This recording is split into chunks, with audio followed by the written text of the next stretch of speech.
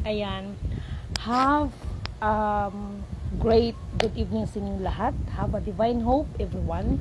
Ngayon ay February 19, 2025 at ang oras ay 9:15 PM. Okay, purihin ang nagsugo, hindi ang mga sinugo. Okay. Una, at higit sa lahat, wala akong sawang aking pinataas, pinupuri, dinadakila, nilulalhati, pinasasalamatan, sinasamba ang pinaka Diyos ng kaliwanagan, ang banal na espiritu at ang inang lupa. Maraming salamat sa apat elemento ng daigdig, ang elemento ng apoy, ng tubig, ng hangin at ng lupa. At maraming salamat sa apat na direksyon ito from the northeast, west, south. Purihin ang nagsugo, hindi ang mga sinugo. Mabuhay perlas ng silanganan ng sikatan ng araw. Mabuhay ang Maharlika Kingdom of God, the Lupa Sugsulu Empire, the Rule Islam, the 11 countries, one sea, at mabuhay ang nagmumula sa 12 tribes. Nawa ang espiritu ng kaliwanagan, katotohanan, katarungan, kapayapaan, kahinahunan, kapatawaran at pag-ibig ay sumasa atin lahat. Kumusta ang lahat ng mga kapatiran? Dalangin ko ng bawat isa sa atin ay nasa kanya-kanyang mabuting kalagayan. Okay? So, sandali lang, mahal. Ayan na, kumpisa na naman ako. Okay. Hindi na ako magtatagal pa.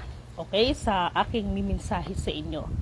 Ngayon po ay February 19, no, na kung saan ang inyong kapatid, ang inyong abang lingkod ay turning 45 years old. Charot, binuking talagang sarili, ano? Okay. Ngayong araw na ito ay ang aking kaarawan, February 19, at 45 years old na po ako. Okay? At dahil dyan, meron akong napakahalagang mensahe sa inyong lahat. Hello kay kapatid na Randy Bautista.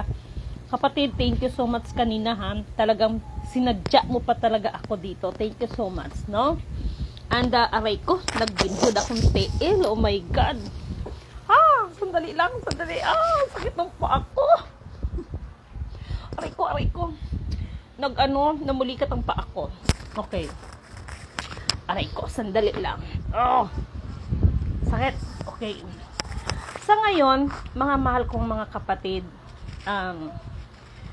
kanina, regarding ito sa sinasabi kong electromagnetic. Okay. Ito ay nababahagi ko na sa inyo. Okay. At this time, sana maunawaan ninyo, maintindihan ninyo. Okay, isi-shortcut ko na. Nasa inyo yan kung maniniwala kayo sa akin or hindi. Basta ako, hindi ako nagkulang sa inyo. Kung maaari, February ngayon. March, April, May. Okay? Hanggat maaari, huwag niyo nang paabuti ng June at kayo po ay sikapin niyo na mag-uwi kayo sa inyong mga probinsya. Bakit? Sad to say, I'm so sorry. May signal kasi na ibinigay eh. Okay? And that signal, kasi, yung, kumakain ako ng candy kasi nga inuubo ako. Yung sinasabi ninyo kasi that ni Sarah G. Sara is waiting for the green signal again. Ano ang sinabi ko sa inyo? Are you sure that the final signal is green signal? At ano ang epekto, ano ang advantage ng signal, the final signal to us, no? Alam nyo ba na malaki ang kinalaman dyan sa electromagnetic na yan? Okay. Hindi ko na patatagalin pa. Itong mga nasa gobyerno natin na bisibisihan kayo, no, sa pangampanya dahil kuno may eleksyon kuno. Mga mahal kong kapatid, gumising kayo. I-shortcut ko na maliwanag pa sa sikat ng araw. We have the February. Pwede nyo umpisahan ngayong buwan nito. February, March, April, May. No? Huwag nyo nang paabuti ng June. Hanggat maaari, magsimula na kayo mag-uwi ng probinsya. Dahil dito sa Luzon, especially dito sa Metro Maynila, yung magaganap na ito ay lagi nalang pinapaalala sa ating lahat, anytime po yan, no? Anytime po yan. Kailangan mangyari yan dahil para matupad ang nakapropesiya. Okay. At this time, dahil sa sukdulan na rin ng pang-aapi, no? Pang-aapi, pang-aalipusta ng mga oligarko, okay?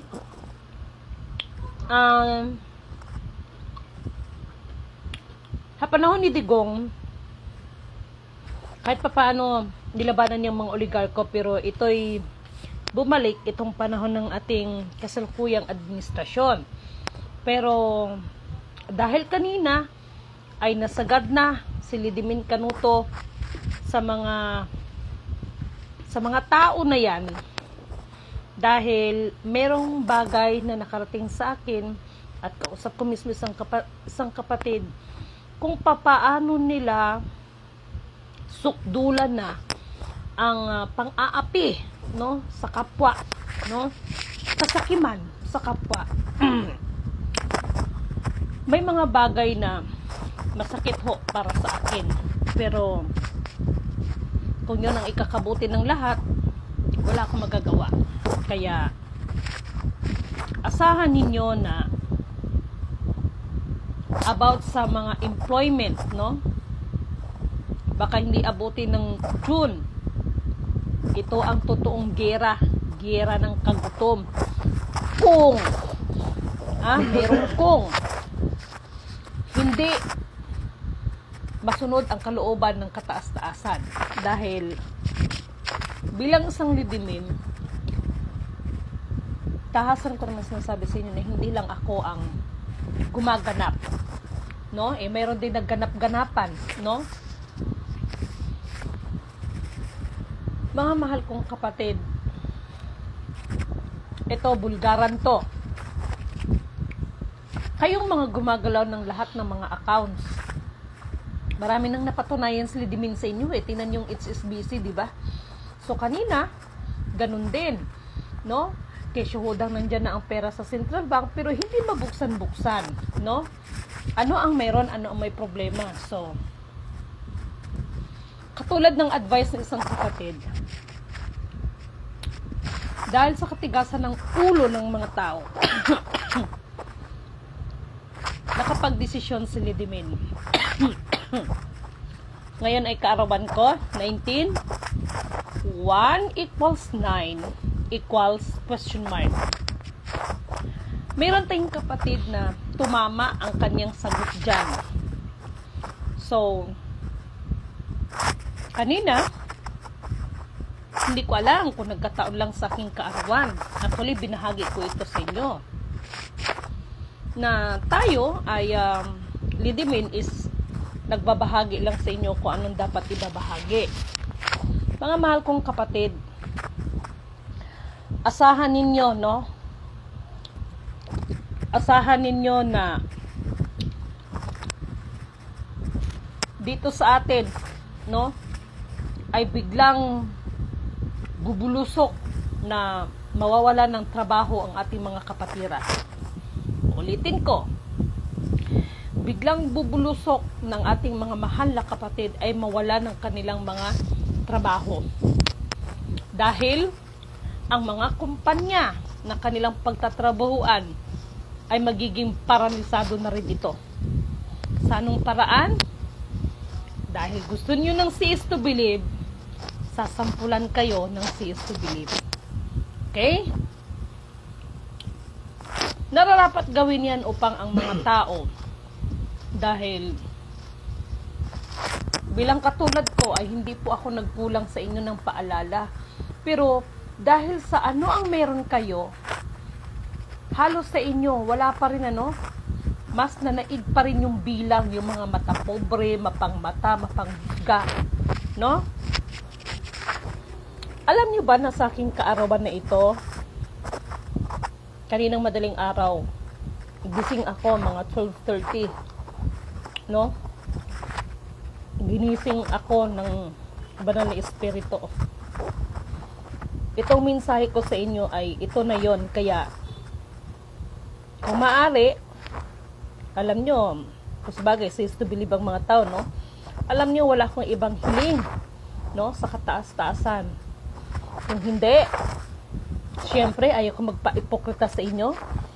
Bigyan pa niya ako at ang mga taong nasa aking likod na tumutulong at bahagi sa misyon, bigyan pa ng kalakasang physical, mental, higit sa lahat kalakasang spiritual, at patuloy siyang mangunguna, magpatnubay sa ating mga buhay. Iligtas niya tayo sa lahat ng uri ng kapahamakan, lalo na sa mga taong hindi magandang isipan laban sa atin.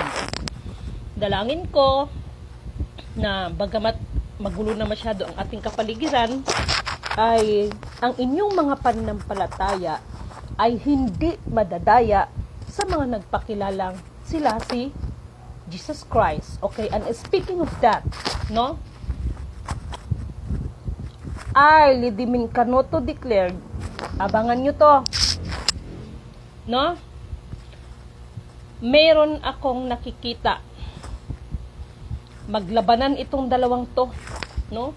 Mag-aalingaw to, magiging usapin tong mga to. Ang nagpakilalang siya si Jesucristo at nagpakilalang infinito di Diyos. Abangan nyo to ang mga to. Dahil maglalabasan ang kanilang mga kapangyarihan na kung saan si Lidimin Canoto ay magpapaalala sa inyo, ingatan ninyo ang inyong mga pananampalataya, ang inyong mga sarili, na hindi kayo madadaya. Dahil maging sa banal na kasulatan nakasaad dyan,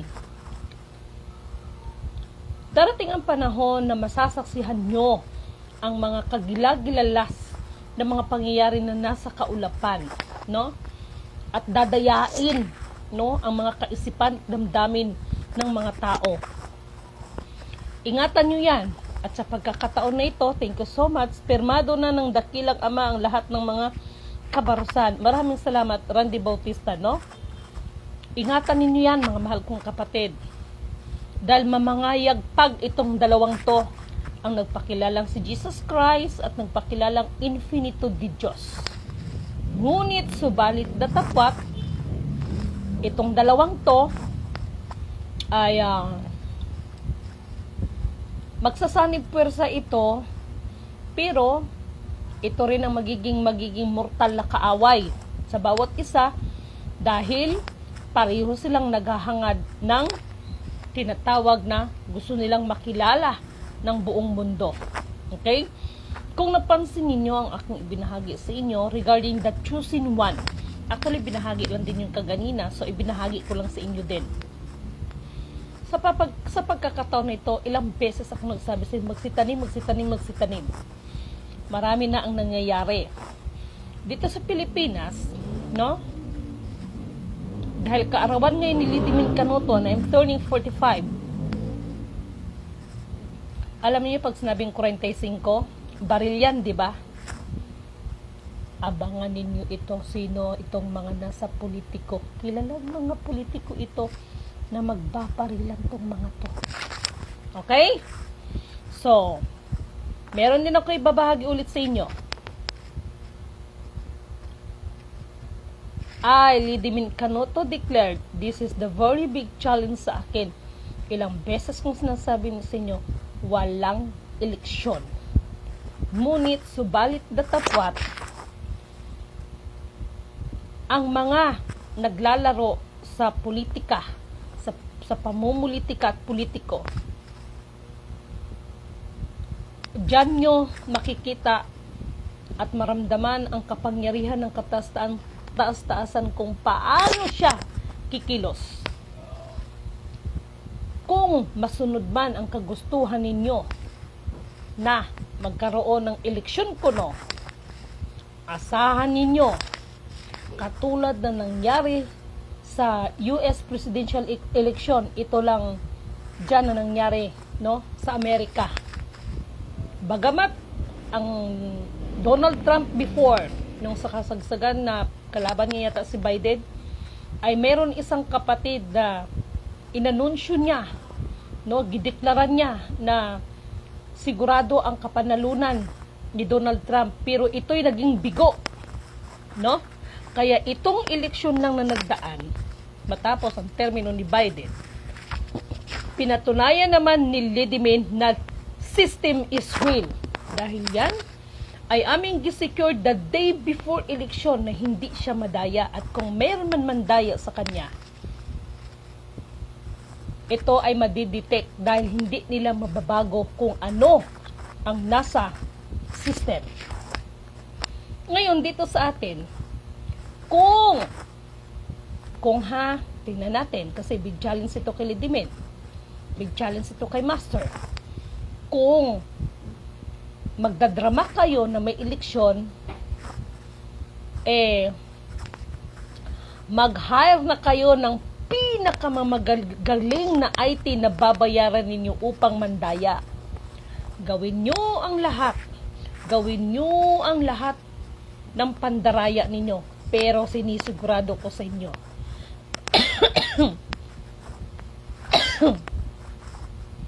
itong eleksyon na ito, maraming pagbabago. Sampulan ko nga kayo. Dito sa Pasig, nung last election, unang pagkapanalo ng aming mahal at butihing Mayor Vico Soto, mayroon akong kausap na isa siyang barangay captain. Sikat ito, no, dyan sa may Dilapas. Pinakilala siya ng aking kaibigan. Kausap ko si Cap. Tapos sabi ko sa kanya, Cap, kung gusto mong manatili sa iyong pwesto, magbago ka ng playing cards mo. Dali lang ha. Tingnan mo sa baba kasi baka yung ano na yan, yung pizza. Maraming salamat sa anak ko sa pinadala niya. Sabi ko na nga ba, thank you so much sa anak ko, no. Pinadala niya ako ng pizza, no, the Angel's Pizza. Thank you so much, anak, no.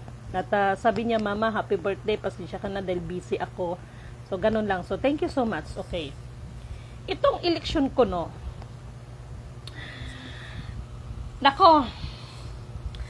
Gusto niyo ng cease to believe, di ba? Marami ang magulantang dito. Dahil ang mga uupo ay appointed yan. Kaya swerte ang mga tao na alam ko, nakikita ko, no? Nakikita ko ang kanilang kaibuturan ng kanilang puso. Si Lidman ba, kaya masyado naman yun ang gijudge, no? Nako, sa ayaw at sa gusto ninyo, sabi ko nga sa inyo, kung ipagpilitan ninyo ang eleksyon ko, no, mag-hire kayo ng pinakamagagaling na IT, ha? Sige, mandaya kayo. But lahat ng uupo ay i-appoint natin yan. Okay? At malayo-layo pa naman. Ayan, Diyos ko yung asawa ko. Alam nyo, paano ito yung mga tao na hindi naman sila tumakbo dahil yung iba hindi nakapasok. Nako, magugulat kayo. Magugulat kayo kung anong gagawin ni Lidman sa inyo.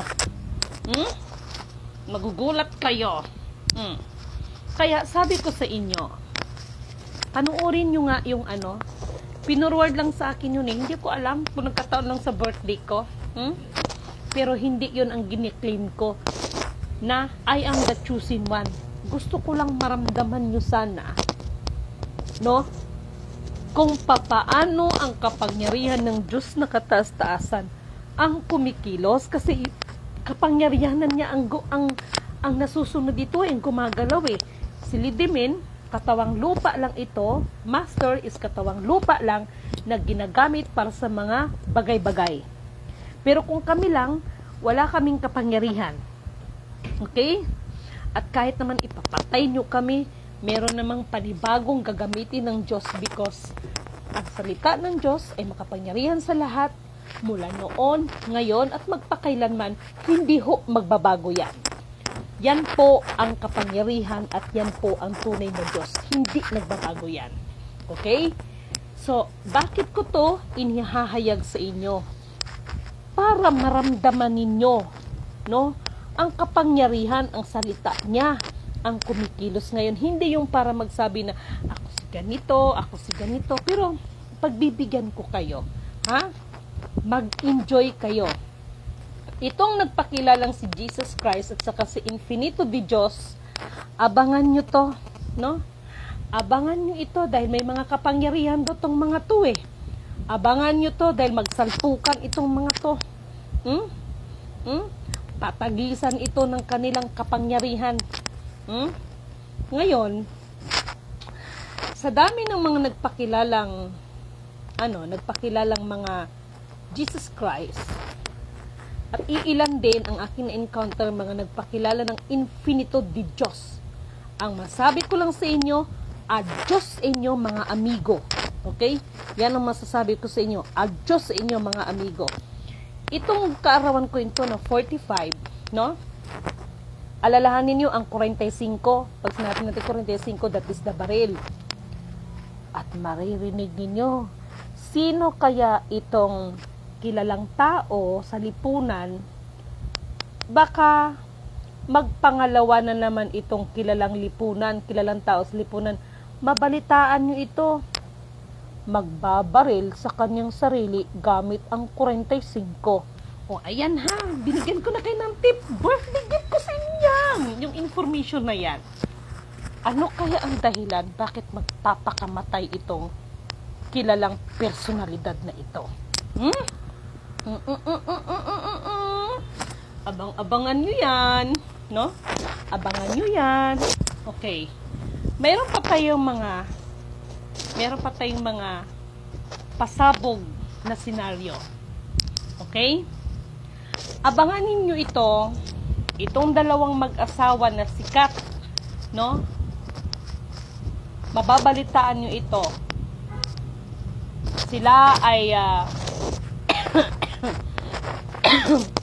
Sila ay nakakalungkot dahil didiretsahin ko na kayo. Sila ay masangkot sa car accident, no? At ang maliligtas ay si lalaki at saka si babae ang matuluyan. Abangan nyo yan, ha? Abangan nyo yan.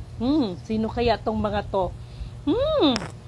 At isa ito sa patunay na sa panahon ngayon, lahat ng mga kalihim-lihiman ay ihahayag tayo ng Panginoon. Bakit? Dahil sa kamatayan ng babae ay maraming masisiwalat, no? Maraming masisiwalat ng karumihan, ng kalakaran ng ating ng hindi sa ating administrasyon, kung hindi kalakaran ng tunay na muka ng panggoberno natin. Sino kaya to? Abangan nyo to, ha? Ayan, regalo ko sa inyo yan, ha? Regalo ko sa inyo yan. Alam nyo, huwag kayong malungkot, ha? Huwag kayong malungkot kapag marami, no? Marami ang mawawalan ng trabaho sa atin dito, no? Maging ang mga call center natin apektado dito. Mga nagtatrabaho sa department store, apektado dito, no? Marami ang magiging apektado. Sa pagkakataon na yan, ano ang sinasabi ni Lidimen? The negative turns to positive. Bakit? Dahil ito ang magiging ugat, no? Actually, yung nangyari kay, kumusta na pala dyan yung mga lahat ng kapatid dyan, ano? Itong nangyayari kila kapatid na Lourdes Bae, kay Bae Lourdes Infante, kay kapatid na Dato Adlawan, is isa ito sa mga kapamaraanan, no? Isa itong kapamaraanan na makita ang tunay na mukha ng mga kalakaran ng ating panggobyerno. Okay? At this time, dahil birthday ko ngayon, no? Ay, mahal, akin na nga muna yan. Thank you so much, anak. Nandito na yung, ayun, oh. Thank you, anak, ha. Binigyan, gisan si master? Ay, ha? Isin si kuya. Anak, thank you so much, no? Pinadalhan niya ako, dalawa to, ang lalaki pala nito. Thank you so much, no? Ate, thank you so much, pinadalhan ako, lalaki pala nito. No? So, Angel's Pizza. Okay? So, mga mahal kong kapatid, no? Regalo ko sa inyo yan. Please lang. Maniwala kayo sa hindi hindi ito takutan. Okay? Kung sa bagay, mahilig ang tao ng choose to believe, di ba? Parang panahon lang ni Noe yan. Nung panahon ni Noe, inihayag na magsipaganda, gagawa ng malaking arka kasi may darating na daluyan yung malaking baha. Pero pinagtawanan siya ng mga tao. Sa panahon ngayon, si Lidimin, ito lang masasabi ko. Hanggat maaari, kasi February, March, April, May, no? Hanggat maaari, wag yun ang pabuti ng June. Malaki ang magaganap dito sa Metro Maynila. Kung ito na, meron laging kung hindi masunod, no? Sabihin natin, ang Diyos ang nagtatakda, siya rin mapagyari sa lahat ng bagay. Pero, dahil sa katigasan ng ulo ng mga tao, pasensya ako, pasensya rin kayo. Ganun lang yun, no? Marami hong magaganap. Mas marami pang magaganap na patayan dahil mawawalan halos, no, ng trabaho.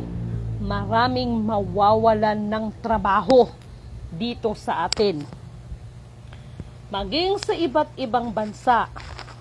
Bagamat lagi nandyan ang mga ads nila na nag-hire ngayon ng iba't ibang panig ng buong digdig. But Lidimin Canuto declared, mas mabuti pang manatili kayo dito sa atin at magtanim dahil marami po talaga ang magaganap. At naalala nyo ba yung sinabi ko sa inyo, darating ang panahon na ang karagatan ay mawawalan ito ng alat. Literal na ang karagatan natin ay mawawalan ng alat. At kung mawalan ng alat yan, anong mangyayari sa mga isda? No? Anong mangyayari sa kanila? So, alam nyo, yung paglabas ng devilfish, sabihin ko sa inyo yung totoo. Ang dragon kasi, dahil literal na dragon, ay malapit ng pakawalan yan. Para itong mga hinayupak ng iba ng mga pamumulika at mga politiko, hindi lang sila, kung hindi ito yung mga sakim, no? Hahanapin ninyo ang inyong kamatayan, ngunit hindi nyo ito masusumpungan, no? At teka lang muna, sandali lang. Kumusta na pala yung tumira sa akin, no? Purihin ang nagsugo, hindi ang mga sinugo. Inallowed ko lang kayo para mas makita ninyo ang kapangyarihan ng Diyos na suma sa akin, na gumagabay sa akin. Dahil kahit ilang beses nyo kung gustong patayin sa pamamagitan ng mga black magics ninyo, ay siya naman ang hindi ako pinabayaan na nagsugo sa akin. Kaya purihin ang nagsugo, hindi ang mga sinugo. Sa pagkakataon na ito, no, asahan ninyo, no, maliban lamang doon sa mga tunay na mga gumaganap talaga ng kalooban ng Panginoon, hindi tayo pababayaan, no? Maraming magaganap, na? Sabihin ko sa inyo, yung lahat ng aking mga binabahagi sa inyo, hindi po chismis yan, hindi po pagmamaritis yan, at higit sa lahat, hindi po ito pananakot sa inyo, kung hindi isa lamang po itong paalala sa ating lahat. Okay? Okay ba yun sa inyo? Okay. Meron din akong paalala sa inyo, lalo na sa may mga chikiting. Dahil baka hindi nyo namamalayan, no? Bagamat marami ngayon ang lumalabas sa social media, lalo na sa mga TikTok na mga online, regarding kuno sa pagsala ng tubig, okay, mas mabuting kung wala kayong mineral ay magpakulo kayo ng tubig dahil kakalat po ang tinatawag na epidemya. Maraming mamamatay sa ngayon is, di ba, pneumonia, pero at this time, mayroon hong panibago. Yung, ano bang tawag doon?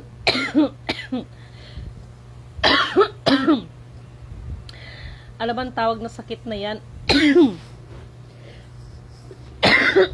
Excuse. Lalaganap po ang excuse, ang epidemya, no?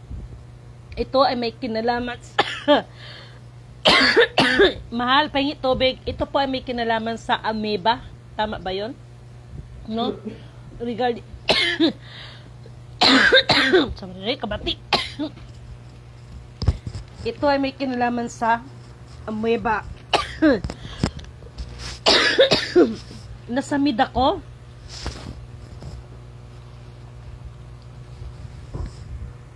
Ngayon kasi napansin ko lang, no, pag makaamoy ako ng alikabok, medyo aatakihin ako. Hindi ako dating ganito, pero nag-umpisa to siya noong, siguro may kinalaman ito sa sulfur na inano nyo, nagis nyo dyan, no? O, tingnan mo, kasi walang ang pili, di ba? O, ito yung sinasabi ko na kahit gumaganap ka ng spiritual, kailangan talagang pagkaingatan ang katawang lupa. Wag ba mag-inuwi ba? Wag mag-inuwi, kasi in realidad, kahit gumaganap ka ng spiritual, gracias, bagamat hindi tayo pinabayaan ng Panginoon, kailangan natin ingatan ang ating katawang lupa. Kahit nga iniingatan natin ating katawang lupa, pag nandyan talaga yung mga gawa ng mga pakakaliwa, katulad niyan, nag-start ito yung parang may nalanghap ako na humago dito sa akong lalamunan. Yun, nag-start na siya, ubo ako ng ubo hanggang nagkasakit ako, no? So, ganun siya. So, mga mahal kong kapatid, hindi po ito pananakot. Lahat ng ito ay ibinigay na mensahe kaninang umaga, lalo na ang may kinalaman sa electromagnetic. Okay? Kaya yung binahagi ko sa inyo kaninang umaga, hindi po pagyayabang yon. Pero bakit ko po bakit ko po pinagsasabi sa inyo na yung sinasabihan ako na mayabang ako? Hindi po. Dahil unang-una, para po makabantay ang ating mga mahal na mga kapatid at makapaghanda kayo. Okay? Marami na rin naman po siguro kung napatunayan sa inyo, no? Kasi mahilig kayo sa cease to believe. Sige, sampulan natin. Okay? Uulitin ko, ha? Yung sinasabi ko sa inyo na malaki ang posibilidad na ang alat ng tubig ay darating talaga ang panahon na mawawalan ito ng alat, no? Yung sikat na kilalang tao na mag-asawa, masasangkot ito sa car accident. Ang lalaki lang mabubuhay, ang mamamatay yung babae. Okay? Sa pagkamatay ng babae, malaking bahagi ito dahil merong mga bagay-bagay na may kinalaman sa kabaluktutan na nangyayari sa ating hindi sa ating administrasyon, ano, kasi ano to may kinalaman ito sa mga nakalipas na administrasyon, no? Maraming masisiwalat na bagay-bagay na mauungkat. Kaya ito yung sinasabi ko na lahat ng bagay, may mga pangyayari, may dahilan, no? At saka katulad ng sinasabi ko, magugulat kayo dahil marami ang mawawalan ng trabaho. Malaking epekto nito, lalo na sa mga nagtatrabaho ng department store, mga call centers, no? Ay malaki po ang pagbabago dito, no? At electromagnetic, no? Nandiyan pa rin. At nagpapasalamat ako sa sa isang munisipyo na kung saan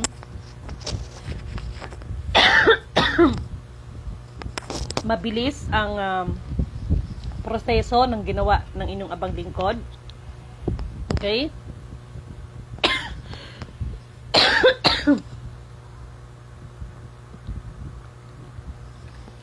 Kaya mga mahal kong kapatid, no, ay